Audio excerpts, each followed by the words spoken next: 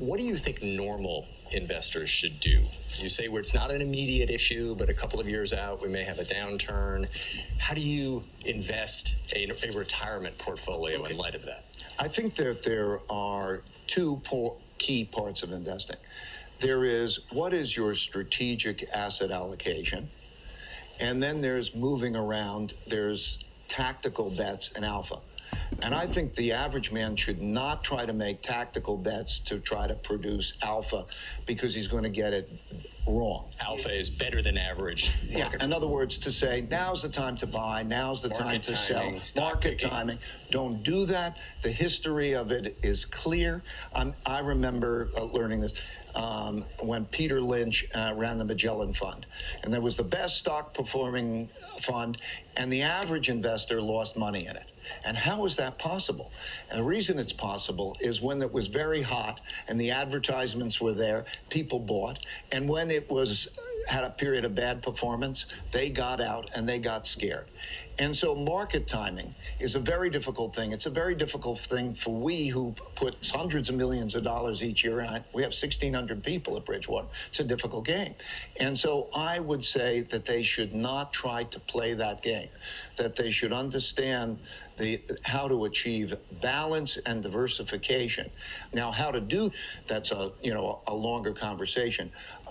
Tony Robbins interviewed me about it, and he made a very simple book as part of investing. It's described in there, but there's ways of achieving balance that doesn't cost you return and significantly reduces your risk. So I would recommend that they come to a balanced portfolio, what we call an all-weather portfolio, but something that means that they're not exposed to any particular type of environment. And it's the same portfolio in inning 7 of the debt cycle? That's right.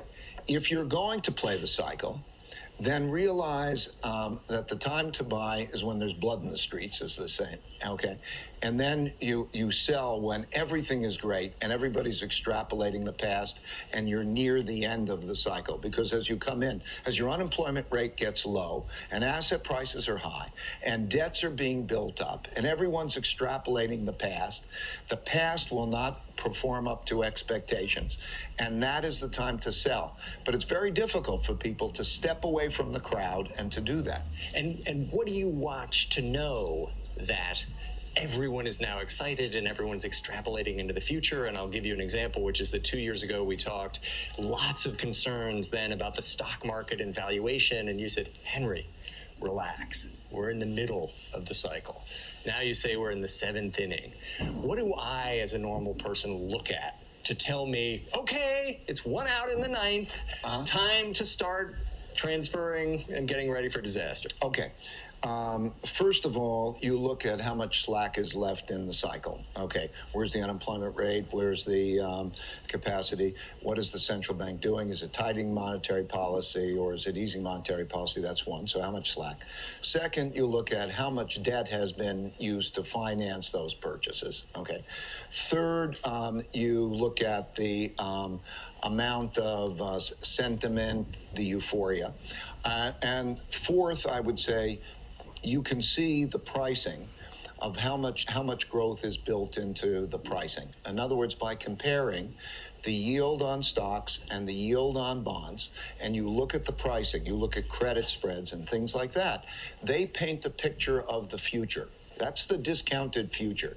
And if you look at that picture of the discounted future, and that picture is an extrapolation of what happened in the past to something that's unlikely to happen going forward, then you would know that prices are too high, and then you have to think about timing.